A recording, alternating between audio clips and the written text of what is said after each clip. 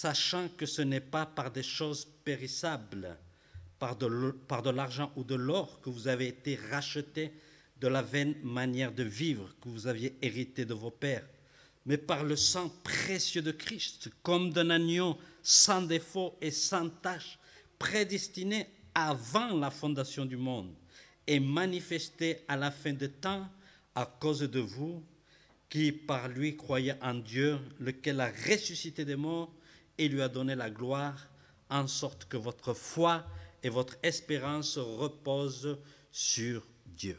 Prions. Merci Seigneur encore pour cet instant. Seigneur, merci pour la préparation de nos cœurs, Seigneur, à travers les chants, la prière. Nous t'avons parlé, Seigneur, et maintenant nous voulons que ce soit toi qui nous parles à travers ta parole, Seigneur. Bénis cet instant, bénis ce message. Au nom de Jésus, Amen.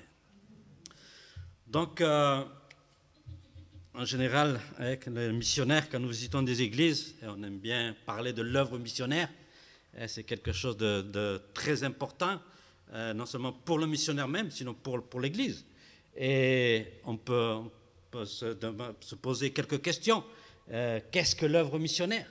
Qu'est-ce que l'œuvre missionnaire? Pourquoi faire l'œuvre missionnaire? Est-ce que l'Église doit réellement faire l'œuvre missionnaire? Et si l'Église doit faire l'œuvre missionnaire, quelle place doit avoir l'œuvre missionnaire dans l'Église? Donc, ce sont des questions que nous devons répondre, que nous pouvons répondre. Mais au lieu d'avoir une opinion personnelle, nous allons voir ce matin ce que la Bible nous dit, ce que la Bible nous dit au sujet de l'œuvre missionnaire. Donc, il y a beaucoup à dire. Il y a des centaines, des milliers de livres qui ont été écrits sur l'œuvre missionnaire. Donc, aujourd'hui, ce que je voudrais faire avec vous, c'est un petit résumé, un petit panorama, un petit aperçu biblique de ce que nous dit la Bible au sujet de l'œuvre missionnaire, le voir comme avec un télescope, aussi bien le voir de très, très, très, très, très loin, comme le voir de très, très, très près, ce que nous enseigne la Bible au sujet de l'œuvre missionnaire. Donc, si on veut donner une définition, on peut vraiment faire toutes sortes de définitions. Je vais juste donner une brève définition ce matin sur l'œuvre missionnaire. L'œuvre missionnaire, c'est quoi? C'est l'œuvre rédemptrice du Dieu trinitaire depuis l'éternité passée jusqu'à l'éternité future pour le salut du monde par la proclamation de l'évangile de Jésus-Christ.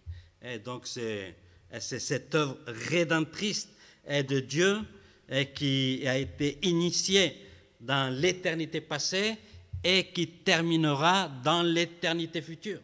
Et donc, ce matin, je voudrais parler de ce qu'il y a entre cette éternité passée et cette éternité future. Et pour cela, nous allons voir quelques points. Nous allons voir 7 points. Et 7 points, mais n'ayez pas peur, ce sont des petits points. Et ce ne sont pas des grands points, des points normaux, ce sont des petits points. Et donc, premier point, nous allons voir au sujet de cette œuvre missionnaire. Donc, l'œuvre missionnaire, c'est quoi? C'est l'œuvre rédemptrice planifiée par Dieu depuis l'éternité passée. Nous avons lu de ce passage, on peut le relire, verset 17. Et si vous invoquez comme Père celui qui juge selon l'œuvre de chacun, sans exception de personne, conduisez-vous avec crainte pendant le temps de votre pèlerinage, sachant que ce n'est pas par des choses périssables, par de l'argent ou de l'or, que vous avez été rachetés de la vaine manière de vivre, que vous avez hérité de votre terre, mais par le sang précieux de Christ, comme d'un agneau sans défaut et sans tache, prédestiné avant la fondation du monde. Donc, quand on parle de l'œuvre missionnaire, l'œuvre missionnaire, ce n'est pas quelque chose qui a été planifié au temps de Jésus. Et ce n'est pas une fois que Jésus est mort et ressuscité, et il a réuni ses apôtres, il dit voilà, je suis mort, je suis ressuscité. Nous allons faire quoi? Nous allons faire l'œuvre missionnaire.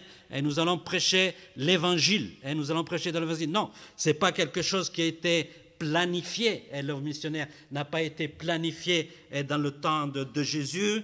non plus, ça n'a pas été non plus planifié dans le temps de l'Ancien Testament, mais comme nous dit ce passage nous dit que ceci a été planifié avant la fondation du monde, c'est-à-dire dans l'éternité passée.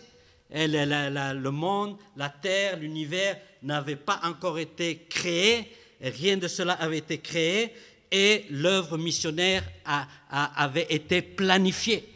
Et cette œuvre missionnaire, cette œuvre rédemptrice, elle est née dans le cœur de Dieu. Elle est née dans le cœur de Dieu, dans l'éternité passée, avant la création du monde, avant la création de l'homme.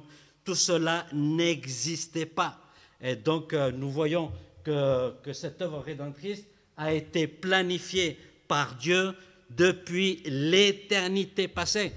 Dans l'éternité passée, avant que les choses n'existent, le Dieu trinitaire avait déjà planifié, avait déjà prévu de s'acquérir un peuple humain et un peuple racheté, pour que ce peuple-là puisse vivre toute l'éternité avec lui. Mais tout cela, comme nous voyons, tout cela commence dans l'éternité passée. Je me rappelle quand j'étais enfant, là-bas dans le village où je vivais, il y avait un missionnaire suisse qui était dans la campagne là-bas, et tous les étés, il venait dans notre quartier là-bas, là où on habitait, et il ramassait tous les enfants, et il nous amenait toute la journée là-bas dans le centre aéré qu'il avait là-bas pour s'amuser, pour manger, tout ça. Et bien sûr, il nous racontait des histoires de la Bible, certains que je me rappelle, mais je me rappelle d'un petit livret jaune. Il y avait un livret jaune, et la première page de ce livret jaune, il y avait comme une personne, une silhouette d'une personne qui était face à une grande table, comme les tables d'architectes, les grandes tables, avec quelqu'un, une silhouette qui était en train de dessiner, et ça c'était pour nous expliquer que Dieu était en train de créer, Dieu était en train de créer les cieux et la terre, Genèse 1:1. Mais quand on parle de l'œuvre missionnaire, c'est avant la création du monde. Quand on parle de l'œuvre missionnaire, c'est avant Genèse 1:1, parce que cette œuvre missionnaire avait déjà été planifiée avant la fondation du monde, dans l'éternité passée. Donc, premier point, l'œuvre missionnaire, c'est l'œuvre rédemptrice planifiée par Dieu depuis l'éternité passée. Deuxième point, l'œuvre missionnaire, c'est l'œuvre rédemptrice qui a été aussi préparée par Dieu. Et nous voyons dans le verset 19, quand il nous dit qu'on n'est pas racheté de notre vaine manière de vivre, et qu'on a hérité de nos pères, et par de l'or, mais par le sang précieux de Christ, comme d'un agneau sans défaut et sans tache. Donc, dans cette éternité passée, alors que rien n'existait, seulement Dieu était présent. Dans cette éternité, donc, le Dieu trinitaire avait planifié la création du monde et la création de l'homme. Et comme Dieu est omniscient, il savait que quand il créerait l'homme, il savait que l'homme pécherait. Il savait que l'homme allait pécher, parce que Dieu est omniscient. Dans cette préparation, nous allons voir comment que tous les attributs de Dieu sont mis en marche. On en parlera seulement de certains. Donc l'omniscience de Dieu savait que l'homme allait pécher. La sainteté de Dieu, qui est non seulement le rejet du péché, c'est pas seulement qu'il ne tolère pas le péché, mais sinon qu'il doit punir. La sainteté exige un jugement sur le péché. Donc la sainteté de Dieu exigerait un jugement sur le pécheur. Donc la justice de Dieu serait présente pour exercer cette justice et pour condamner l'homme, pour condamner le pécheur. Mais Dieu, dans sa grâce, dans la grâce de Dieu, lui, sachant que l'homme ne pourrait rien faire pour pouvoir se sauver, et qu'il n'aurait aucune alternative, pour pouvoir échapper au jugement de la sainteté de Dieu à cause de son péché. Donc Dieu, dans sa grâce, pourvoirait un salut gratuit pour l'homme.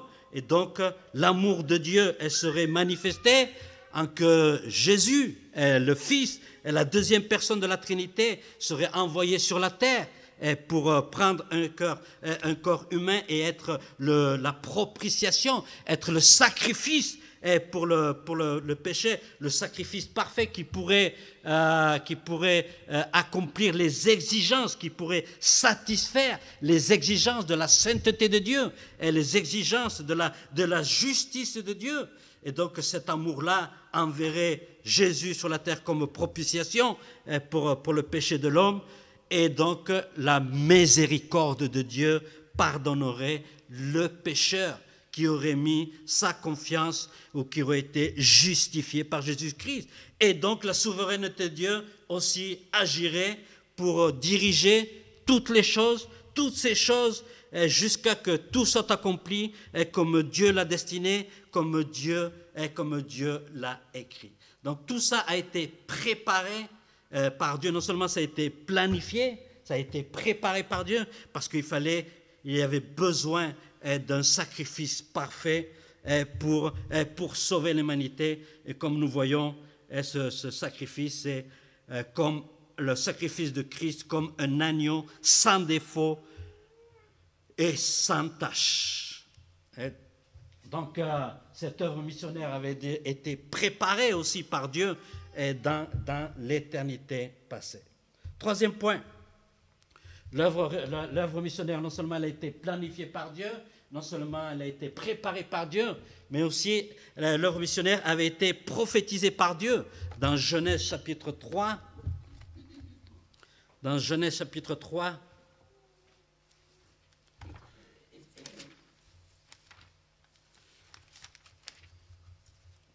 les versets 14 et 15 nous dit: L'Éternel dit au serpent, « Puisque tu as fait cela, tu seras maudit entre tout le bétail et entre tous les animaux des champs. Tu marcheras sur ton ventre et tu mangeras de la poussière tous les jours de ta vie. Je mettrai inimitié entre toi et la femme, entre ta postérité et sa postérité.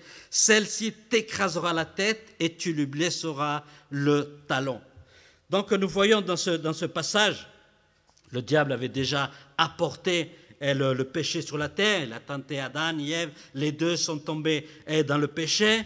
Et donc à cause du péché, la mort spirituelle est arrivée, la condamnation éternelle est arrivée non seulement sur eux, mais aussi sur tous les hommes. Et comme nous dit Romains, puisque la mort est venue par le péché, et comme le péché est répandu dans toute l'humanité, donc toute l'humanité est aussi condamnée. Et ce qui s'est passé avec le diable, ce n'est pas quelque chose qui a échappé à Dieu. C'est quelque chose que Dieu savait qu'il allait se passer, et Dieu non seulement l'avait prévu, mais Dieu l'avait permis que ceci se réalise. Donc une fois que l'homme avait péché, et une fois que l'homme était condamné à cause de ce péché, il était nécessaire un rédempteur. Et il était nécessaire un rédempteur. Et ce rédempteur, comme nous voyons, il devait être tout-puissant. Et il devait être tout-puissant pour mettre fin au règne du diable, au règne du péché, au règne de la mort. Et il était nécessaire que ce rédempteur soit tout-puissant. Et nous savons que Christ a accompli cette rédemption à travers ça, non seulement la mort sur la croix, mais aussi à travers sa résurrection. Mais ce passage aussi nous montre que le rédempteur, non seulement il devait être tout puissant pour écraser la tête du diable, mais aussi, comme il nous dit, il devait être humain. Il devait être humain afin de pouvoir prendre la place de celui qui était condamné. Et c'est pour ça que là, il nous parle de la postérité de la femme. Et quand ce passage nous parle de la postérité de la femme, il nous parle de cet humain qui devrait venir pour écraser la tête du diable, pour mettre fin au règne de la tête du diable. Et donc cet humain-là, postérité de la femme, c'est Jésus-Christ. C'est Jésus-Christ. Donc dans ce passage, très tôt dans l'écriture de la parole de Dieu, Dieu a prophétisé cette œuvre de rédemption cette œuvre de rédemptrice, ce sauveur qui viendrait dans le monde pour mettre fin au règne du diable, du péché et de la mort.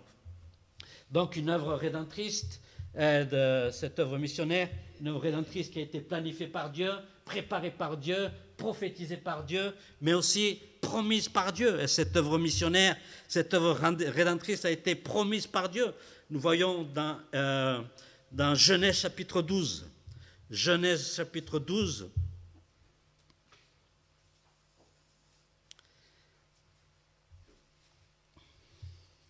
Genèse chapitre 12, versets 1 à 3. L'Éternel dit à Abraham, va-t'en de ton pays, de ta patrie et de la maison de ton père, dans le pays que je te montrerai. Je ferai de toi une grande nation et je te bénirai. Je rendrai ton nom grand et tu seras une source de bénédiction.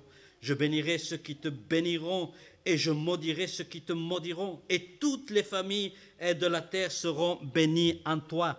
Là, nous voyons le pacte et nous voyons l'alliance avec Abraham. Et nous voyons que Dieu a promis beaucoup de choses à Abraham. Et il a promis qu'il y ait une terre et qu'il lui donnerait la terre de Canaan, lui à ses descendants. Il lui a promis une grande descendance, et beaucoup de peuples. Il lui a promis des bénédictions. Mais la dernière partie du verset 3, c'est la plus grande des promesses que Dieu a fait. Et quand il dit « Et toutes les familles de la terre seront bénies en toi. » Et toutes les familles de la terre seront bénies en toi. Quand nous voyons ce « et », nous voyons le « et toutes les familles », ce n'est pas la coordination normale que nous connaissons, et quelque chose d'autre, et quelque chose d'autre. Il n'est pas en train de dire « je vais te donner une terre, je vais te donner une descendance et je vais te donner aussi la bénédiction du salut pour toute l'humanité ». Non, le « et », c'est une comment on appelle ça, une particule de conclusion. Et c'est comme s'il disait « pour ». Je vais faire tout ça avec toi pour, dans le but de, avec l'objectif de quoi? Que toutes les familles de la terre soient bénies en toi. Ça, c'est l'objectif final. Et l'objectif final, ce n'était pas Israël, ce n'était pas la terre d'Israël. L'objectif final, c'était que toutes les familles de la terre soient bénies. Et le salut de l'humanité, ceci a toujours été dans le cœur de Dieu, ceci a toujours été le désir de Dieu. Depuis l'éternité passée, Dieu a toujours voulu sauver l'humanité à travers l'œuvre missionnaire, à travers la prédication, la proclamation de l'évangile de Jésus-Christ. Donc nous voyons que là, Dieu est en train de faire une promesse, et il promet le salut de l'humanité, il promet l'œuvre rédemptrice, il promet l'œuvre missionnaire, et qu'il y aura dans tout le monde entier, toutes les familles de la terre seront bénies en Abraham. Un peu plus tard, il dit dans la postérité d'Abraham, et Galates 3,16, et l'apôtre Paul nous dit que cette postérité de Abraham n'est autre que Jésus-Christ. Elle n'est autre que Jésus-Christ. Donc là, nous voyons ici dans ce passage que cette œuvre missionnaire, le salut de toute l'humanité avait été aussi promis par Dieu à Abraham.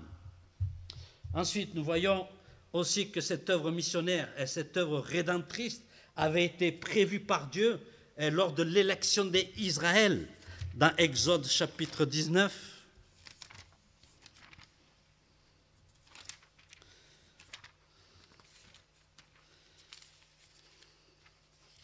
dans Exode chapitre 19, versets 5 et 6, ça nous dit « Maintenant, si vous écoutez ma voix et si vous gardez mon alliance, vous m'appartiendrez entre tous les peuples, car toute la terre est à moi. Vous serez pour moi un royaume de sacrificateurs et une nation sainte. » Donc, comme nous savons, Dieu a choisi Israël. Et Dieu a choisi le peuple d'Israël pour que ce soit son peuple. Et dans la version espagnole, il dit pour être son trésor. Et pour être son trésor. Et nous voyons que Dieu d'Israël, il ne voulait pas seulement que ce soit son peuple. Et il ne voulait pas seulement qu'Israël lui appartienne, sinon dans le verset 6 aussi, il nous dit que ce soit une nation sainte. Une nation sainte, c'est-à-dire une nation séparée. est séparé des autres nations, non seulement séparé par Dieu, mais séparé pour Dieu. Et ça, c'est la sanctification. Et donc Dieu voulait du peuple d'Israël qu'elle soit une nation sainte, c'est-à-dire séparée des autres peuples, par lui et pour lui. Mais aussi dans le verset 6, il nous dit, il voulait que son peuple soit un royaume de sacrificateurs. Un royaume de sacrificateurs. Un sacrificateur, c'était un médiateur entre Dieu et les hommes. Un sacrificateur, c'est un médiateur entre Dieu et les hommes. Et Dieu voulait d'Israël qu'il soit une nation de sacrificateurs, c'est-à-dire une nation médiatrice entre lui et les autres nations. Pourquoi? Parce que le désir de Dieu toujours a été que l'humanité, que tous les peuples, que tous les gens puissent le connaître. Et tout ce que Dieu a fait dans l'Ancien Testament, et que ce soit en choisissant le peuple d'Israël ou en faisant toutes les fléaux qu'il y a eu en Égypte, et tout ce que Dieu a fait toujours a eu un objectif, que toutes les nations puissent le connaître. Pourquoi? Parce que ça a toujours été le désir de Dieu. Depuis l'éternité passée, Dieu a toujours eu ce cœur pour toute l'humanité, pour le salut de toute l'humanité. Et quand il a choisi Israël, pour ça que Ézéchiel 5.5, il a dit que Israël, Jérusalem a été mis au milieu des nations, le centre des nations. Pourquoi? Pour être dans le centre et pour pouvoir partager, pour pouvoir communiquer, pour pouvoir proclamer la grandeur de l'Éternel, parce que ça a toujours été le désir de l'Éternel. Et que nous lisons dans les prophètes, que nous lisons dans les psaumes, et que nous voyons dans l'histoire du temple de Salomon, et nous voyons toujours le même désir de Dieu, que toutes les nations le connaissent, et que tous les hommes de la terre le connaissent, et puissent le regarder et être sauvés par la foi. Donc, dans cette élection d'Israël, le plan de Dieu était de faire, non seulement de faire venir le Messie, de la postérité de la femme d'Abraham, de Judas, etc., mais aussi que cette nation, comme nation de sacrificateurs, devait faire proclamer l'Éternel, faire connaître l'Éternel. On sait qu'elle a échoué dans ce domaine-là, mais le plan de Dieu continue toujours dans son souveraineté. Dieu continue à guider toujours les choses. Et c'est là où nous rentrons dans le point le plus important. Là, nous ramenons la lunette de la télescopie, et nous sommes partis loin dans l'éternité passée, et maintenant nous arrivons à ce qui nous intéresse le plus. L'œuvre missionnaire, c'est l'œuvre rédemptrice qui a été programmée par Dieu pour l'Église. Et tous les passages, vous les connaissez, Matthieu 28, 19-20, allez dans tout le monde et faites des disciples. Allez baptisant au nom du Père, du Fils et du Saint-Esprit, et allez enseignant tout ce que je vous ai enseigné. Marc 16, 15, allez dans tout le monde et prêchez l'évangile à toute créature. Luc 24, et le pardon des péchés sera prêché de Jérusalem jusque dans toutes les nations. Et acte 1, bien sûr aussi, qui nous dit, et quand le Saint-Esprit sera venu sur vous, vous recevrez une puissance et vous serez mes témoins à Jérusalem, en Judée, en Samarie et jusqu'aux extrémités de la terre. Donc ce que nous voyons dans ce point très important, dans le point du présent où nous nous trouvons, nous voyons dans ce point que l'Église, en tant que corps du Christ, et Christ en étant le chef suprême de cette Église, l'Église c'est l'institution choisie par Dieu pour accomplir sa mission, et pour accomplir son dessein, pour accomplir son désir, et pour accomplir sa promesse de la salvation et du salut de toute l'humanité. C'est l'institution que Dieu a choisie pour proclamer le message de l'Évangile, pour pouvoir accomplir la promesse qu'il a faite que toutes les familles de la terre seraient bénies à la postérité d'Abraham. Donc, après avoir été sauvés et avoir été rachetés par le sang de Christ, il n'y a pas de meilleur plan pour Dieu que d'utiliser les sauvés pour en sauver d'autres. Et Dieu, il aurait pu choisir les anges. Il aurait pu choisir les anges pour proclamer l'évangile dans le monde entier. Non, Dieu, il a choisi les racheter et les sauver pour qu'eux puissent sauver d'autres personnes. Et nous savons que quand nous sommes sauvés, une régénération est opérée par le Saint-Esprit. Et cette régénération, non seulement elle nous régénère, mais aussi elle nous amène à une reproduction. Et le chrétien se reproduit spirituellement. Et les églises se reproduisent aussi spirituellement. Et c'est comme les cellules dans le corps. Elles se auto-reproduisent, elles se reproduisent toutes seules. Et de la même manière, les chrétiens, les églises, elles se reproduisent tout seules. C'est le plan de Dieu d'utiliser l'Église, d'utiliser les sauvés pour proclamer l'évangile de Christ, pour faire cette œuvre missionnaire. L'Église, c'est l'institution qui a été choisie. Donc cette œuvre missionnaire, qu'on parle d'être les témoins de Jésus, de notre Jérusalem jusqu'aux extrémités de la terre, c'est le programme de l'Église. C'est le programme de l'Église. Tout autre problème qu'il y a dans l'Église, que ce soit d'édification, de croissance, de préparation, d'enseignement, etc., tous les programmes qu'il y a dans l'Église, tous ont pour but de faire grandir le chrétien pour qu'il soit à l'image du Christ. Ça, c'est l'objectif ultime du chrétien, de devenir à l'image du Christ.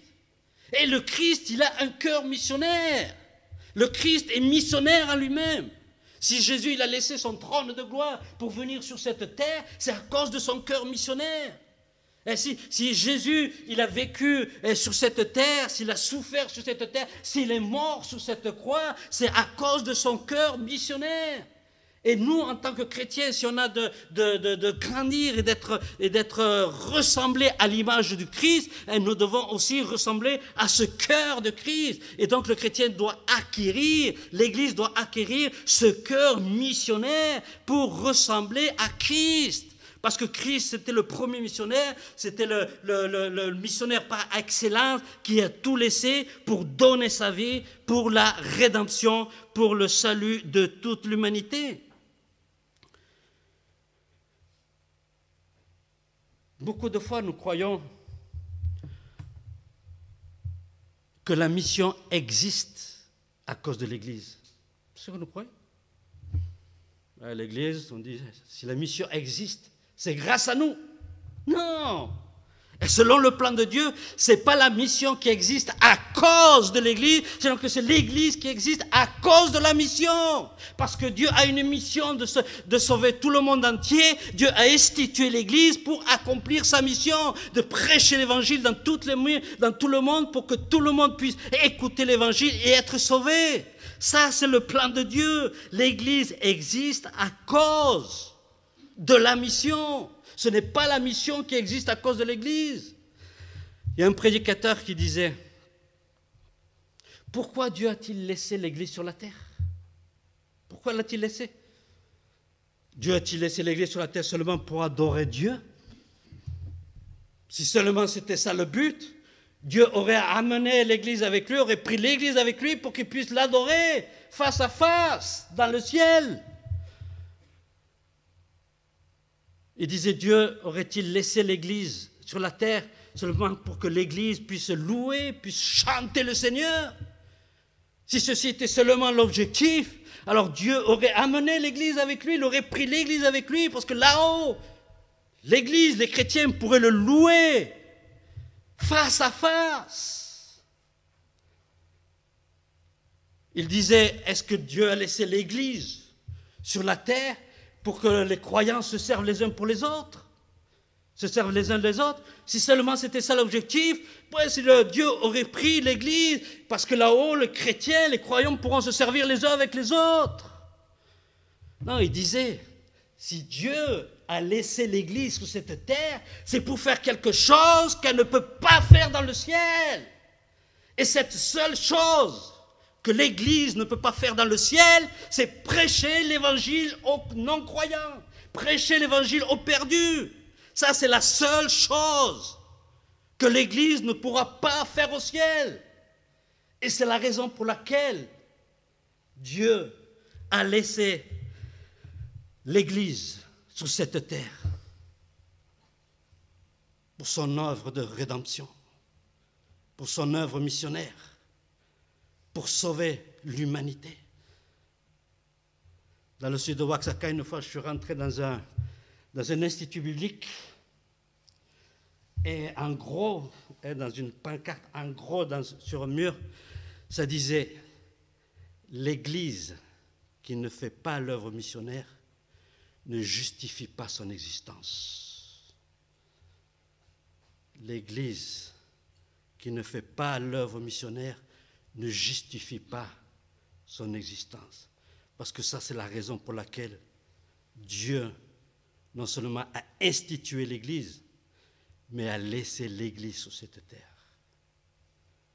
C'est pour cela qu'une Église qui ne fait pas cette œuvre missionnaire qui a été planifiée par Dieu, qui a été préparée par Dieu, qui a été prophétisée par Dieu, qui a été promise par Dieu, qui a été programmée pour elle par Dieu. Une Église qui ne fait pas cette œuvre missionnaire, non seulement elle ne justifie pas son existence, mais en plus elle est complètement hors de la volonté de Dieu.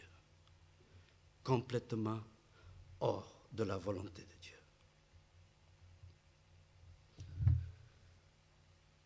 L'œuvre missionnaire, c'est une œuvre rédemptrice du Dieu trinitaire qui a été planifiée, préparée, prophétisée, promise, prévue et programmée par Dieu pour l'Église.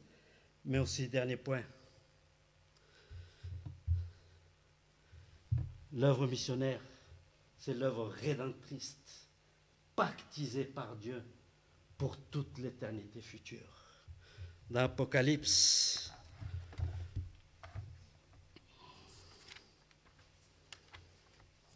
chapitre 21,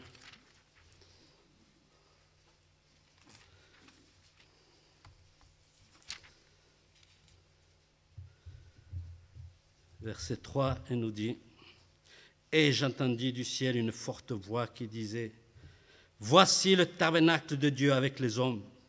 Il habitera avec eux et ils seront son peuple. Et Dieu lui-même sera avec eux et sera leur Dieu. Il essuiera toute larme de leurs yeux. La mort ne sera plus. Et il n'y aura plus ni deuil, ni cri, ni douleur, car les premières choses ont disparu. » Verset 22. « Je ne vis point de temple dans la ville, car le Seigneur, Dieu Tout-Puissant, est son temple, ainsi que l'agneau. La ville n'a besoin ni de soleil, ni de la lune pour l'éclairer, car la gloire de Dieu l'éclaire. » Comme nous voyons, les derniers chapitres de l'Apocalypse nous parlent du point culminant, nous parlent de ce point final de cette œuvre rédemptrice, où tous les rachetés de toutes les époques, de tous les âges, de toutes les races, de toutes les nationalités, où tous les rachetés seront avec Dieu, avec le Dieu trinitaire pour toute l'éternité. Ceci est assuré par Dieu, ceci est pactisé. Et Dieu il a fait un pacte, et une alliance, c'est pactisé, c'est assuré par Dieu. Et il n'y a rien ni personne qui peut empêcher que ceci se produise. Toute cette œuvre missionnaire n'a dépendu que de Dieu. Toute cette œuvre missionnaire ne dépend que de Dieu. Toute cette œuvre missionnaire ne dépendra que de Dieu. Et heureusement que ceci ne dépend seulement que de Dieu et pas de nous, pas des chrétiens, pas des églises. C'est pour ça qu'elle est assurée, pactisée pour toute l'éternité. Il n'y a rien ni personne qui pourra l'empêcher. Nous connaissons, je ne sais pas comment ils disent les jeunes ici quand on connaît la fin d'un film. Spoiler, non? Oui. Ok, donc spoiler. C'est-à-dire, on raconte la fin de l'histoire, la fin du film, avant de regarder le film. Dans la Bible, on sait comment va se terminer. On sait comment va se terminer cette œuvre missionnaire, cette œuvre rédemptrice. Le plan de Dieu, on le connaît, on sait comment il va terminer. Et il va terminer de cette manière-là. Tous les rachetés de toutes les nations seront au ciel pour toute l'éternité. Et rien ni personne ne pourra l'empêcher. C'est assuré, pactisé par Dieu. C'est pour cela que nous regardons un aperçu biblique de l'œuvre missionnaire, nous voyons que l'œuvre missionnaire commence dans l'éternité passée, dans le cœur de Dieu, et termine dans la maison de Dieu pour toute l'éternité future, d'éternité en éternité. Tel est le plan de Dieu, telle est l'œuvre rédemptrice de Dieu, telle est l'œuvre missionnaire de Dieu sur cette terre. L'œuvre missionnaire, pour terminer, c'est l'œuvre rédemptrice, comme nous avons dit, de la Trinité dans laquelle tous les attributs de Dieu se manifestent. Sa souveraineté, sa sainteté, sa justice, sa grâce, son amour, sa miséricorde, sa bonté, etc. Tous les attributs de Dieu sont manifestés dans cette œuvre missionnaire, dans cette œuvre rédemptrice de l'humanité. L'œuvre missionnaire, ce n'est pas seulement pour la gloire de Dieu. Nous savons que tout ce qui se passe, c'est pour la gloire de Dieu. L'œuvre missionnaire, c'est pour la gloire de Dieu, mais ce n'est pas seulement elle n'est pas seulement pour la gloire de Dieu, sinon que cette œuvre missionnaire, elle révèle aussi la magnificence de sa gloire, à travers ce que Dieu fait, à travers tous les âges, dans tous les endroits, dans tous les pays. Nous pouvons voir la magnificence de la gloire de Dieu. Et nous, en tant que chrétiens, non seulement nous pouvons contempler cette gloire de Dieu, non seulement ici à Savigny, en France et partout dans le monde, non seulement nous pouvons contempler, nous pouvons aussi nous réjouir de cette magnificence de la gloire de Dieu, mais surtout nous devons partager cette magnificence de la gloire de Dieu.